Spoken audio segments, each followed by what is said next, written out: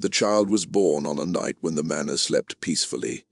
The wind moved softly through the tall trees surrounding the estate, carrying with it the faint scent of wet earth and harvested crops. Inside the grand house, candlelight flickered against polished walls, and silence ruled except in one forgotten corner of the property, far from the master's chambers, far from comfort, far from dignity. That was where she was born, not announced, not celebrated, not welcomed.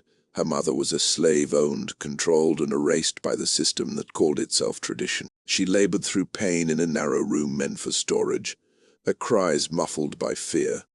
No doctor was summoned. No family gathered. Only another enslaved woman stood beside her, shaking, whispering prayers she hoped no one would hear. When the child finally entered the world, her first breath was drawn not into freedom, but into chains already waiting for her. From the moment she opened her eyes, she belonged to the manor. There were rules in that world, unwritten, cruel, and absolute. Slaves were property. Masters were untouchable.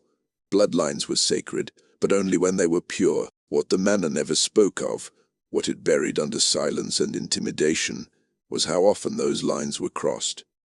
How often power took what it wanted, and history pretended nothing happened. The child's mother had learned that lesson the hard way. She had been young when she was first brought into the main house, assigned work closer to the family cleaning rooms, carrying linens, standing invisible in hallways where wealth echoed off marble floors. That was where the danger lived, not in the fields but in proximity, not in chains but in access. She never spoke of what happened. She never could. But when the child was born, everyone saw it, the skin tone, the shape of the eyes, the bone structure. This was no ordinary slave child. This child carried the master's blood. No one dared say it out loud. In that household, truth was dangerous, but resemblance was lethal. The overseer noticed first. His eyes lingered too long when the baby was wrapped in cloth. He said nothing, but the look on his face hardened. He understood what this meant, so did the other slaves. The mother understood too. From that moment on, fear replaced exhaustion. Fear replaced pain. Fear became constant. She knew the rules of this world better than anyone. A slave who threatened the master's reputation did not live long. A child who carried proof of forbidden blood was not a blessing. It was a liability. So she did what slaves had done for generations. She lowered her eyes. She said nothing. She prayed her child would survive. He always knew, when the news reached him, not as an accusation but as a quiet confirmation. His reaction was not rage. It was calculation. He never came to see the child, never held her, never acknowledged her existence publicly. But things changed. The mother was reassigned, watched more closely. The child was marked, not with ink, but with intention. She would not be killed. That would raise questions. Instead, she would be controlled. As the child grew, the resemblance became impossible to ignore. She walked like him. She frowned like him. Her eyes carried the same cold intensity, even when she was barely old enough to speak. Other children played freely in the yard, the master's legitimate heirs. She watched them from a distance, forbidden to join. When they laughed, something twisted inside her, though she did not yet know why. She was treated differently from other slave children. Not kinder, just harsher. Mistakes were punished more severely. Discipline was swift and public. It was as if the household needed to remind itself and her of her place. You may carry his blood, their actions said, but you will never carry his name. If the master's silence was cold, the mistress's gaze was fire. She noticed everything. The way the child's face mirrored features she knew too well. The way servants avoided speaking her name. The way the master never looked directly at the girl, yet never allowed her to leave the estate. Jealousy turned into cruelty. Orders were issued quietly, carefully. Work her harder. Correct her more strictly. Do not let her forget what she is. The mistress needed the child to suffer not out of justice, but out of fear. Fear that blood could expose what power wanted buried. The child grew up confused. She did not understand why punishment followed her like a shadow, why kindness was rationed, why she felt watched even when alone. She sensed something was different, but no one would explain. Slaves were not taught to ask questions. They were taught to obey. And yet, inside her, something resisted. A quiet awareness. A sense that her life was shaped by more than chains. That something unspoken connected her to the walls of the manor itself. She belonged nowhere, not with the slaves, not with the family, not with history. She was living proof of a crime the world refused to acknowledge. As the child grew older, silence became heavier than words. By the time she could walk steadily, the estate had already adjusted itself around her existence. Not openly, never openly, but in the subtle, calculated ways power always adapts when threatened. She was assigned work earlier than other children, chores that required discipline rather than strength, tasks that kept her visible, monitored, and constantly reminded of her place. Her mother noticed everything, the extra scrutiny, the longer hours, the punishments that came too quickly. She understood something her daughter could not yet name. The child's body carried evidence. And evidence, in that world, was dangerous. At night, when exhaustion finally loosened its grip, the mother would watch her daughter sleep. She studied her face with a mix of love and terror. Every familiar curve felt like a sentence being written slowly, inevitably. She knew the truth would not stay buried forever, so she began to erase it. She kept the child away from mirrors. She scolded her when she stood too straight, when her expressions mirrored confidence.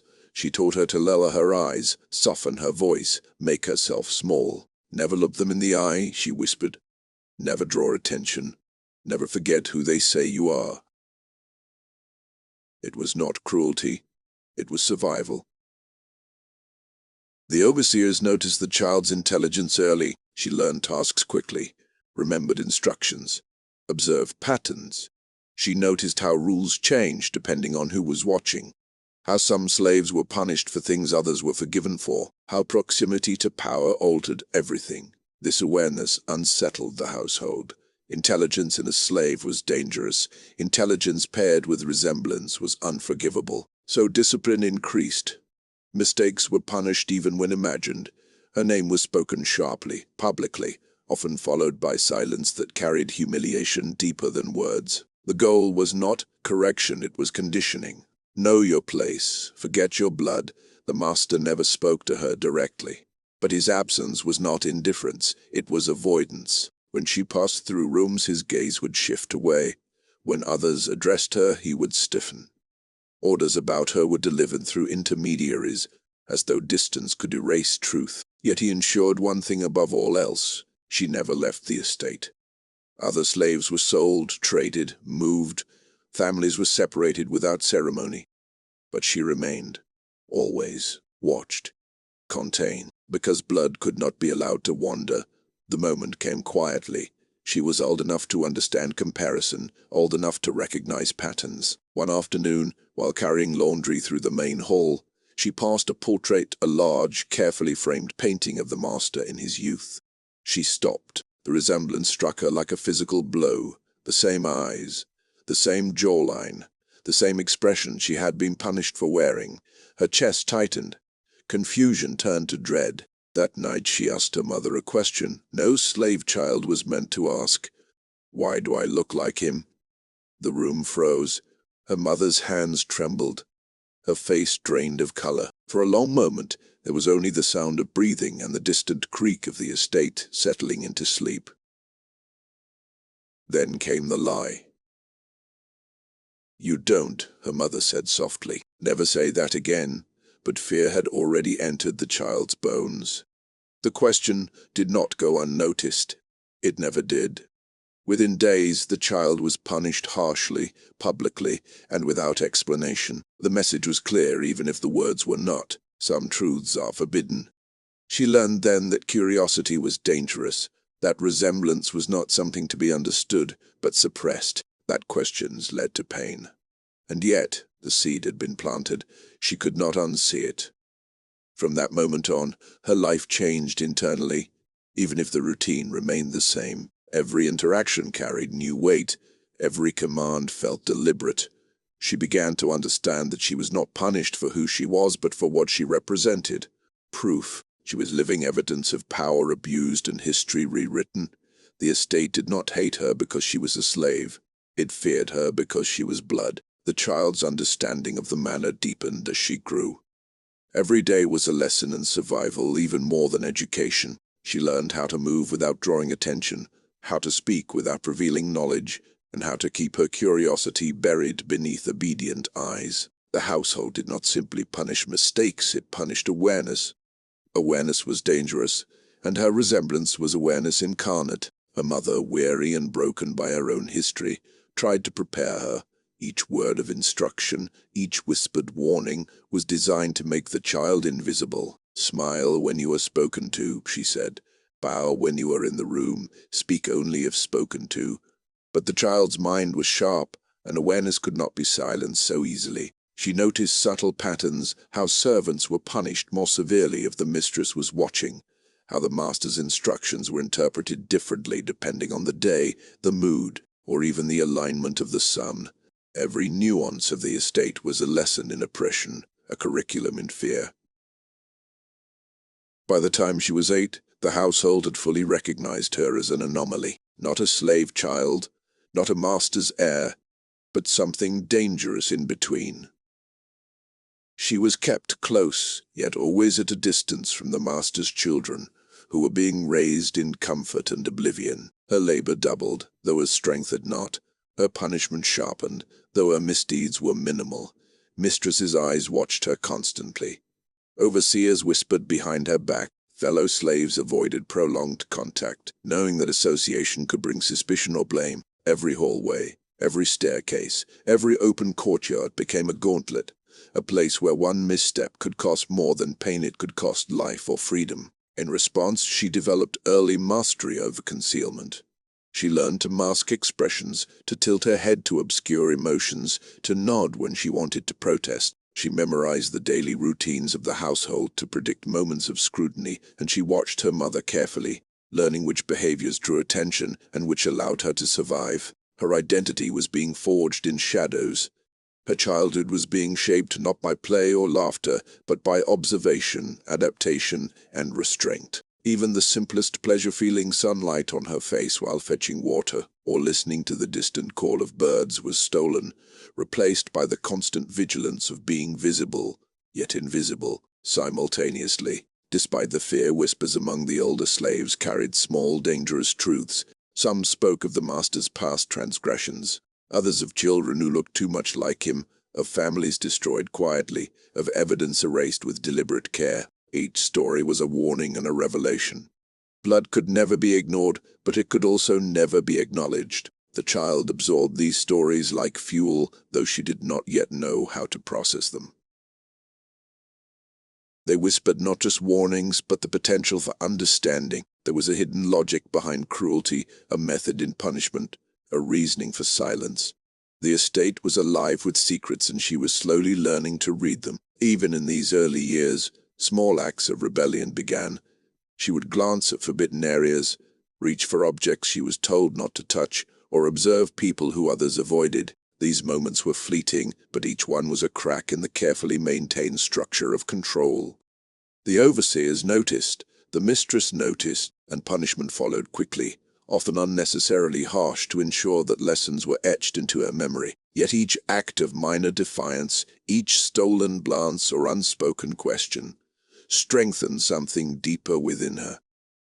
The awareness that she existed, not as the world defined her, but as she truly was, blood-bound, resilient, and unjustly constrained. Her mother, aware of these burgeoning acts, took measures to protect her.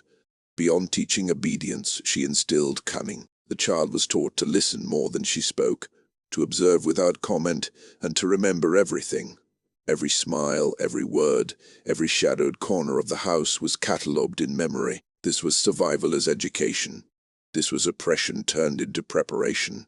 This was the making of someone who would one day face not just physical chains, but the legacy of hidden blood itself. By the age of 10, she had internalized the cruel paradox of her existence. She was bound by blood, yet denied every privilege that blood might imply. Her resemblance to the master, the very feature that marked her as extraordinary, was treated as a threat rather than a gift. The realization was both liberating and terrifying. Liberating, because she now understood the pattern of control. terrifying because it meant her life had been predetermined by others, her every step manipulated to suppress what she inherently was. It was in this knowledge that the first seeds of anger and resentment grew quiet, hidden, but alive. She learned early that survival meant hiding emotion, but she also learned that awareness itself could never be chained. The child had grown enough now that resemblance could no longer be hidden. The features that whispered of forbidden blood had become unmistakable. Servants noticed it, whispering in corridors, their eyes darting nervously whenever the mistress passed. The master never acknowledged her. Yet everyone in the household knew. The first time the mistress confronted her in anger, the child was only 7, carrying a tray of bread through the kitchen hall. The mistress stopped suddenly, eyes narrowing. "We think you belong here because you carry his face," she hissed, more venom than words could hold. "Don't ever forget what you are." The child froze, too young to comprehend the full meaning, yet old enough to understand fear.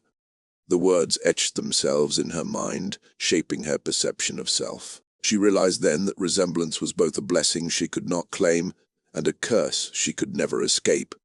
From that moment, the whispers became louder, the glances more dangerous. Other children in the house, official heirs of the family, began to notice the similarities too.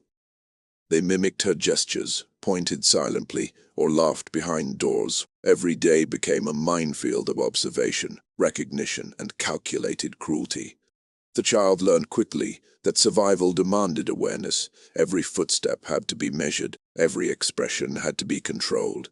Curiosity could be deadly, a glance at the master's study, a pause before a command was completed, or a tilt of the head could draw punishment. But at the same time, observation became her tool. She noted patterns, the way the master avoided her gaze, the timing of the mistress's cruelty, the silences that followed mistakes, and the manner in which other servants whispered secrets without being overheard. In these subtle details she found a way to anticipate danger. She began to notice things others overlooked, which corridors were monitored, and which allowed movement unseen. Chee! The exact gestures that signaled anger or indulgence. How each child in the household reacted to the presence of authority. Observation became her armor, but it was not enough to shield her from the emotional torment that came with recognition. The mistress's attention grew sharper, more dangerous. Every resemblance, every minor expression that echoed the master became a justification for cruelty. Tasks that were already arduous doubled in complexity. Mistakes, real or imagined, were punished severely. "Do not forget your place," the mistress screamed one afternoon, slapping the child across the face after she accidentally dropped a linen cloth. It was a small error, but it served as a warning. She was constantly being watched, her body a canvas of potential shame. Yet the child began to notice something else in the mistress's behavior. Fear. Fear that resemblance could reveal secrets. Fear that the truth could undo carefully constructed power. The cruelty was not just hatred, it was self-preservation. The other slaves treated her with a mix of caution and reverence. Some avoided her entirely, fearing that association could bring punishment. Others whispered advice in hushed tones. Do not let them see your face too clearly. Never speak, never ask, never look too much like him. Survive by being invisible. Even among those she might have trusted, fear dictated behavior. She realized that survival required silence, that loyalty had limits, and that trust was always a risk. The child began to feel isolated, not just physically, but emotionally. She watched the master's children play, learn, and laugh freely, while she was confined to labor, observation, and survival. Her resemblance made her a target, her intelligence made her a threat, and her presence reminded the household of a truth no one wished to acknowledge. She began to internalize the rules of invisibility, how to speak softly, how to move lightly, and how to endure without complaint. Every smile had to be cautious, every expression tempered. Her childhood, though physically filled with activity, was emotionally barren. She had no allies, no companions, no one who could fully share in her experience. By the time she reached 12, the child had grown into a young adolescent, her body and features increasingly echoing the master. The resemblance was no longer subtle. It was undeniable. Servants stopped whispering and began to glance openly, their eyes heavy with caution. The children of the household, Those who carried the master's name proudly began to notice too, and their interactions carried both curiosity and a quiet cruelty born from instinctual recognition of difference and fear. Her daily life was a careful performance. Every movement, every word, every gesture was measured to avoid drawing attention. A tilt of the head, a smile too wide, even the way she laughed could provoke suspicion or anger. She understood now that she lived in a world where the very fact of her existence was an offense, a reminder of secrets the household had long buried. The mistress's vigilance intensified with every year.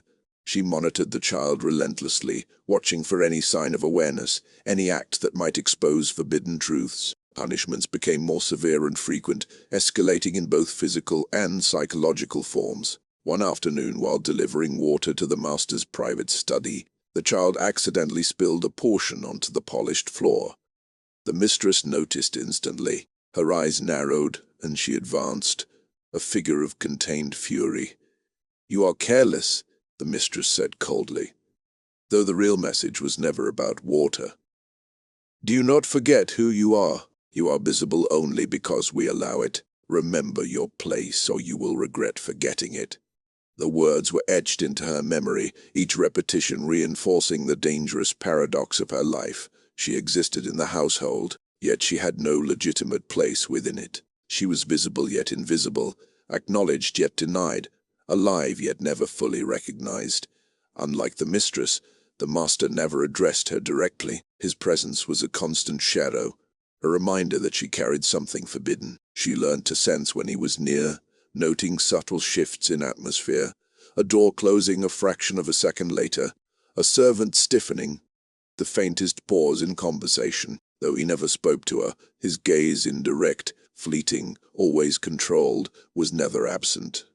It was a weight pressing upon her, a constant reminder that she was both evidence and threat. She understood in her adolescent mind that her bloodline could never be acknowledged, and yet it could never be ignored. Her resemblance to the master made her an outsider among all children, both slaves and heirs.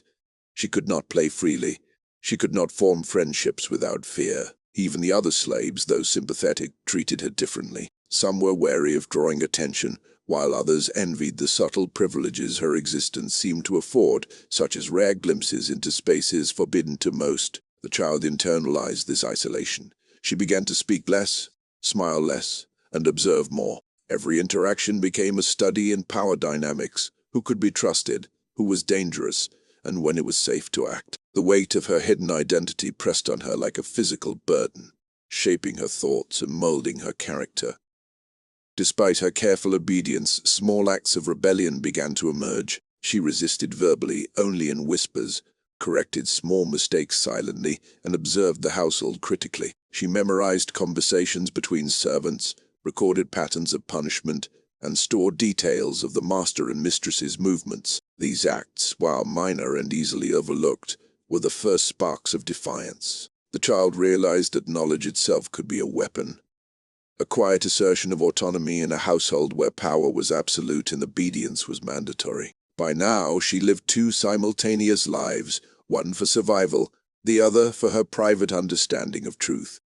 In public, she was obedient, silent, and careful, a model of subservience. In private, she catalogued injustices, noted weaknesses in the household's surveillance, and nurtured a growing awareness of her own value and power. Her adolescence became a tightrope walk, balancing fear, observation, and the dangerous awareness that she might one day expose the household's deepest secret. It was a delicate act, requiring precision, patience, and foresight skills she would need in the decades to come. By the time she had crossed into her teenage years, the child's resemblance to the master had become undeniable, not just to the household, but to herself. She caught her reflection in polished mirrors, water basins, and shiny brass handles, and every time the image stared back, she felt a mixture of fear, anger, and confusion. She saw the inheritance she was denied, the same features, the same eyes, the same posture, but none of the privileges. The master still avoided direct interaction,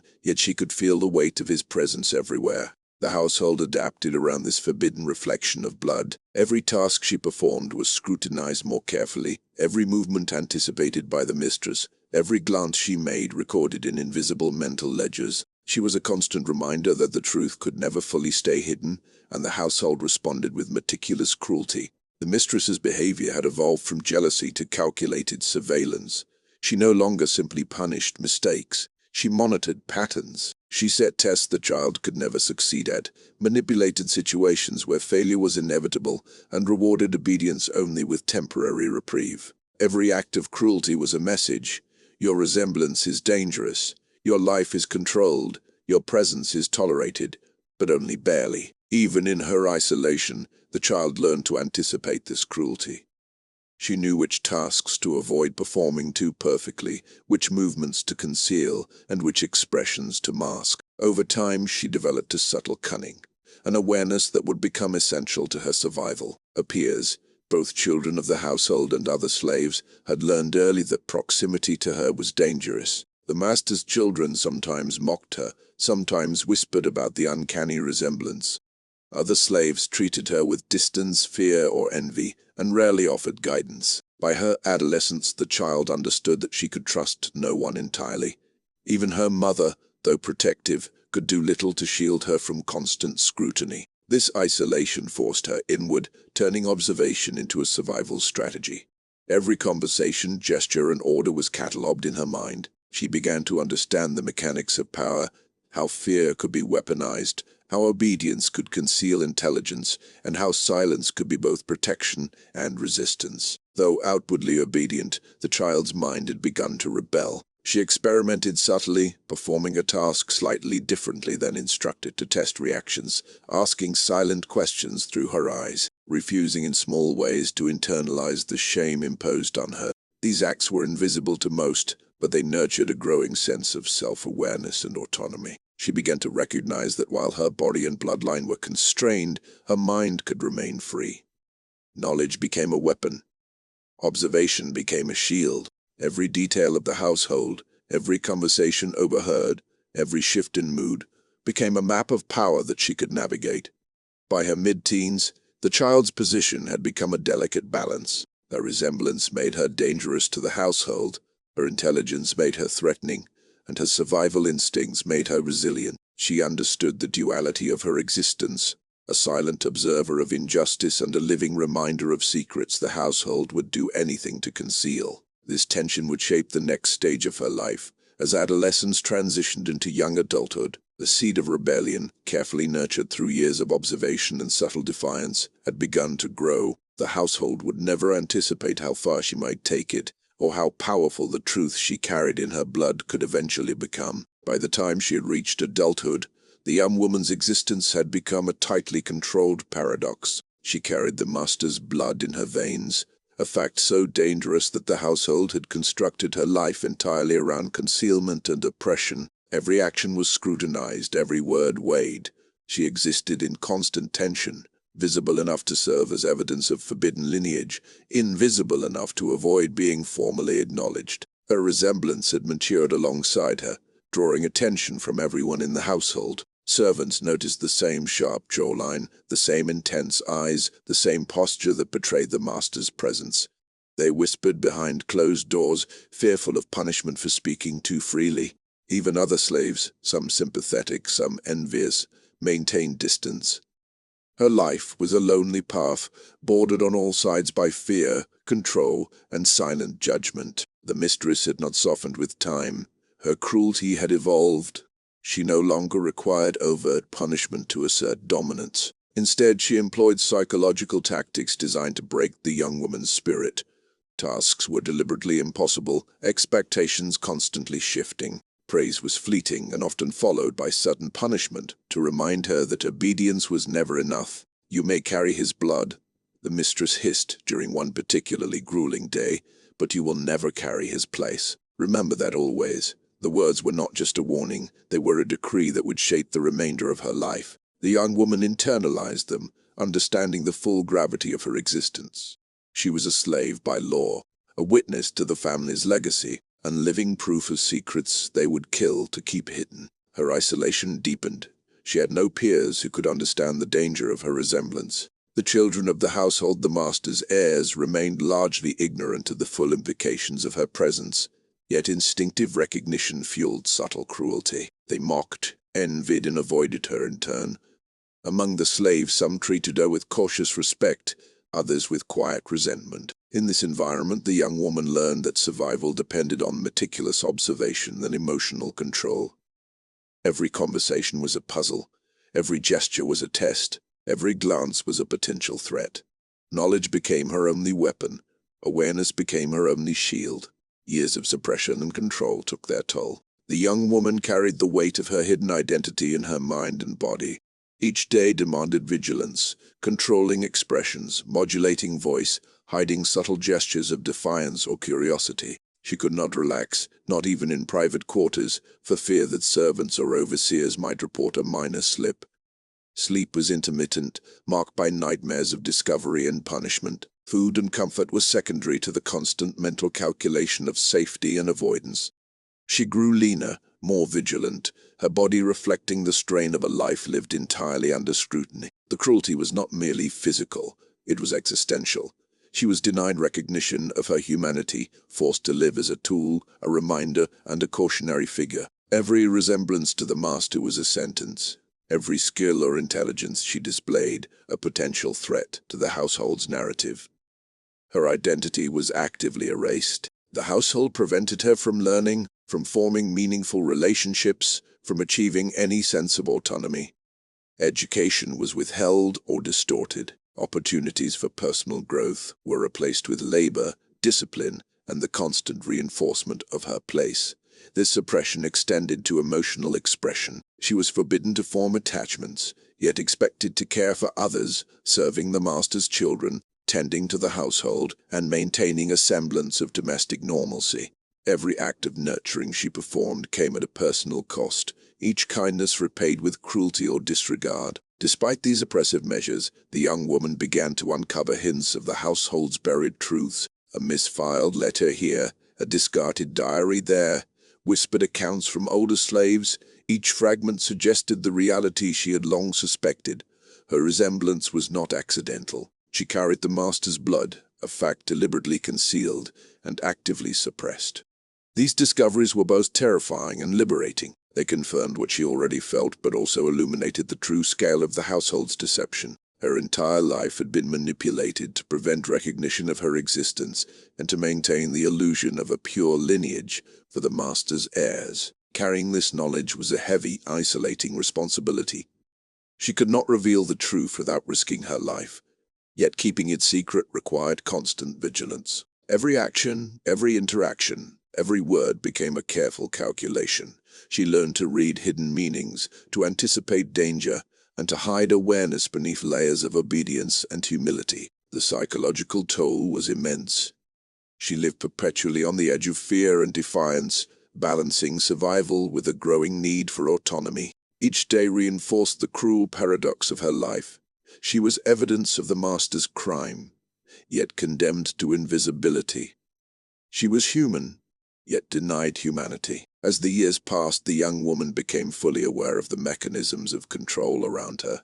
The household did not merely enslave her body, it enslaved her mind. Every action, every word, every glance was monitored. Even the master, who never acknowledged her publicly, ensured she remained under constant observation. She learned quickly that intelligence, resemblance, and awareness were dangerous. Demonstrating any of these could provoke punishment. Yet hiding them entirely would feel like denying herself. This paradox became the framework of her existence. Her labor increased steadily. She performed tasks that required skill and precision, yet these were accompanied by public scrutiny. One misstep, however small, was amplified. The mistress found ways to inflict shame even for perfection. You must remember, the mistress hissed one morning while the young woman polished silver, "Your usefulness depends on obedience, not resemblance." The words left no ambiguity. She could never be allowed to shine, even if her work exceeded expectations. This psychological torment was more relentless than any physical punishment she had endured. Human connection was scarce. The master's children, oblivious or cautious, treated her inconsistently, sometimes with disdain, sometimes with uneasy curiosity. Other slaves maintained distance, fearful that interaction could draw the mistress's attention. Even her mother, though protective, could only offer limited guidance. Love and guidance had to be tempered with caution.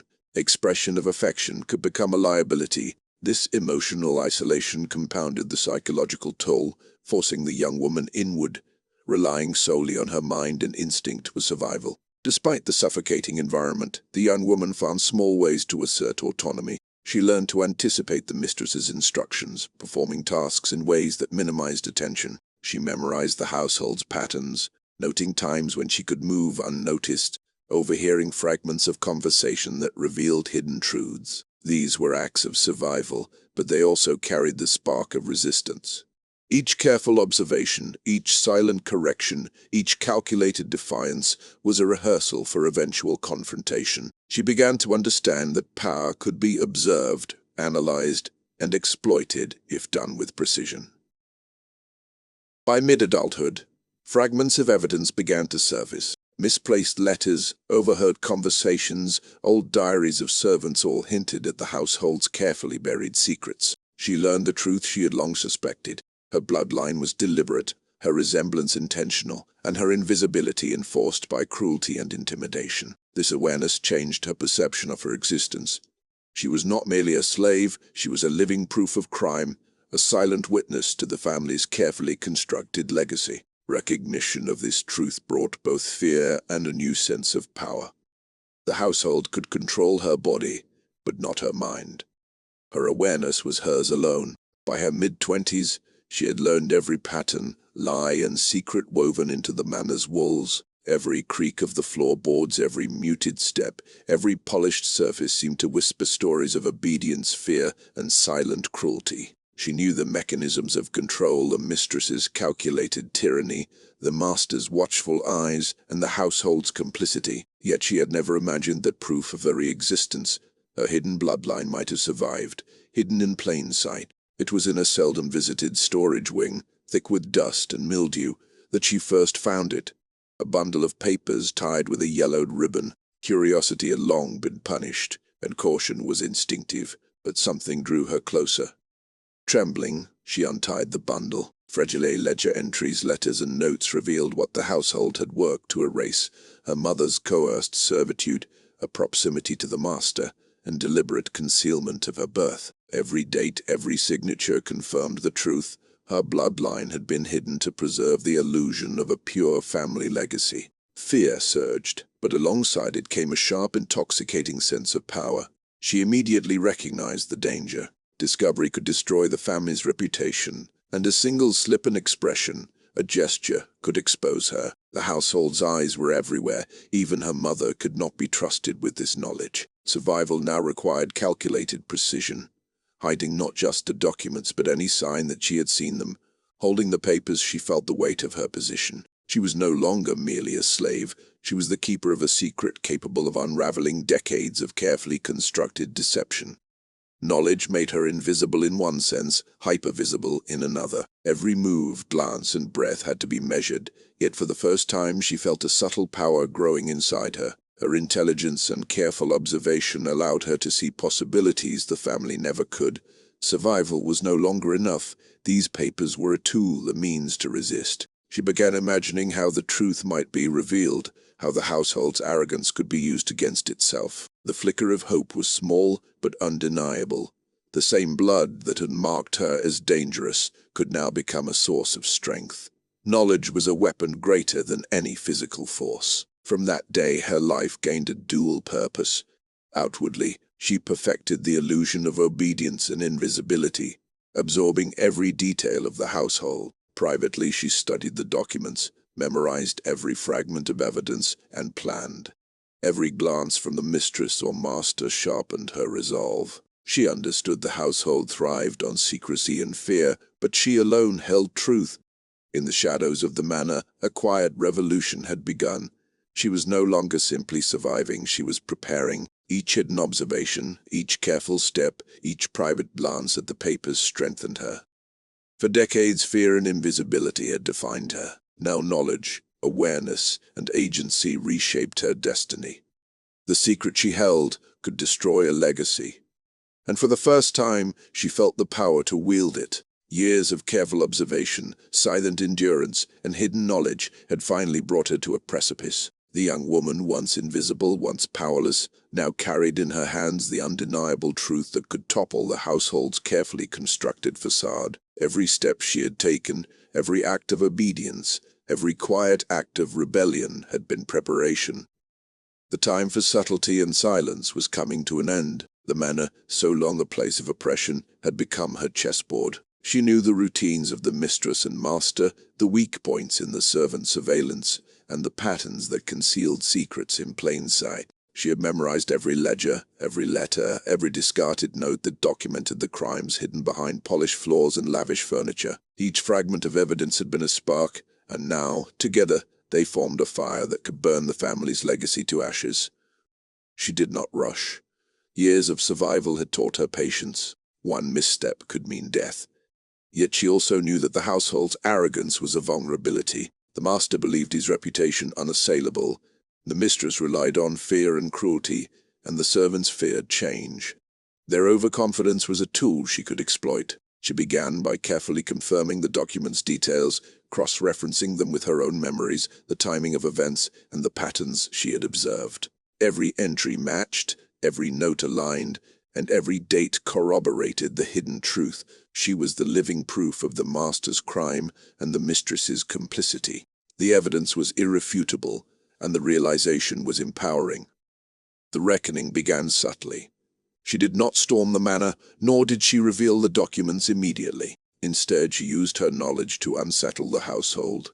Small acts of hesitation, a glance, an unexpected comment hinted at awareness without disclosure. The mistress noticed, her confidence shaken by what she could not see. The master, ever precise, felt the tension ripple through the household. Every servant became more careful, more alert, and more anxious. The invisible threads of control began to strain. The young woman's presence shifted from passive obedience to strategic pressure. Her silence became a weapon, her knowledge a constant threat.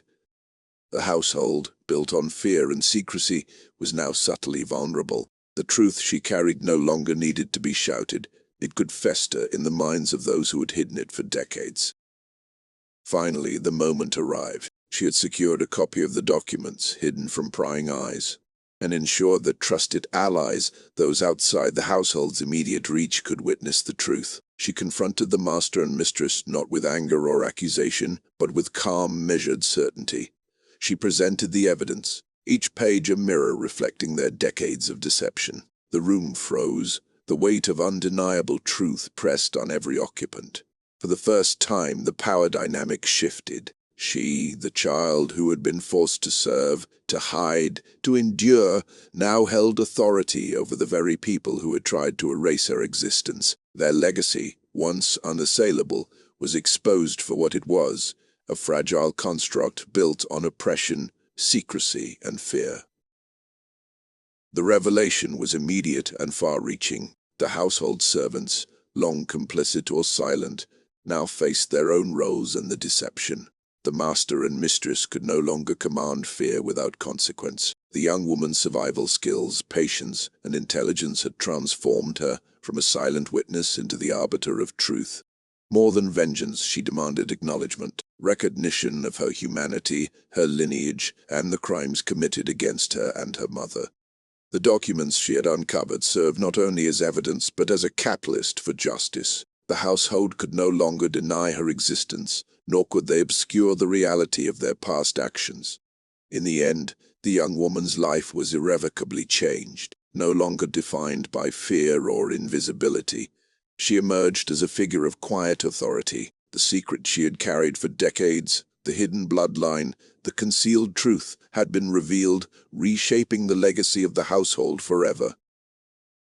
Her victory was not just personal, it was symbolic. It proved that knowledge, patience, and resilience could overturn even the most entrenched systems of oppression. She had endured years of cruelty, silence, and invisibility, yet she emerged not as a victim, but as the keeper and wielder of truth. The manor, once a place of shadows and secrets, now bore witness to justice, and in that transformation, she found not just revenge or vindication, but freedom, the freedom to exist fully, unbound and recognized. The journey of the young woman, once invisible and powerless, is the story of endurance, observation, and resilience under unimaginable oppression. Born into a household that sought to erase her existence, she was forced to navigate a world of cruelty, fear, and carefully maintained secrets. From childhood through adolescence, her life was shaped by the mistress's relentless surveillance, the master's silent observation, and the omnipresent whispers of the servants, each a reminder that her bloodline was both a curse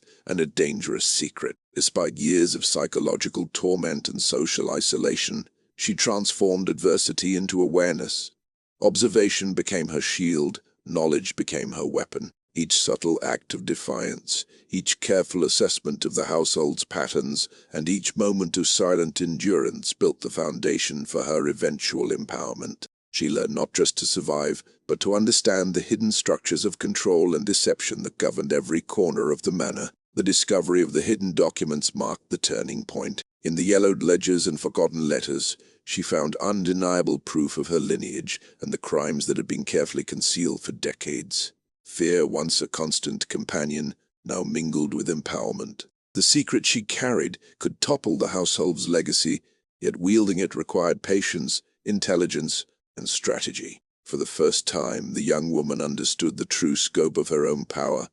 Through careful planning and subtle pressure, she exposed the truth. The master and mistress, whose authority had seemed absolute, were confronted with irrefutable evidence. The household's carefully constructed facade crumbled, revealing decades of deception and cruelty. In that revelation, she was no longer a silent witness, but the arbiter of justice, the holder of truth, and the undeniable proof of a legacy long denied. In the end, her journey is a testament to resilience and the transformative power of knowledge. Survival alone was never enough. Understanding, observation, and courage allowed her to reclaim her identity, demand recognition, and reshape a household built on fear. The young woman emerged not as a victim of her circumstances, but as a force capable of overturning decades of oppression, a living embodiment of truth and justice. The story closes with a simple yet profound truth. Even in the darkest realities, knowledge and resilience can become instruments of liberation. Power is not always held by those who oppress. It often resides quietly in those who endure, observe, and, when the time is right, act. The young woman's journey is a haunting reminder that secrets, no matter how deeply buried, can and sometimes must be revealed.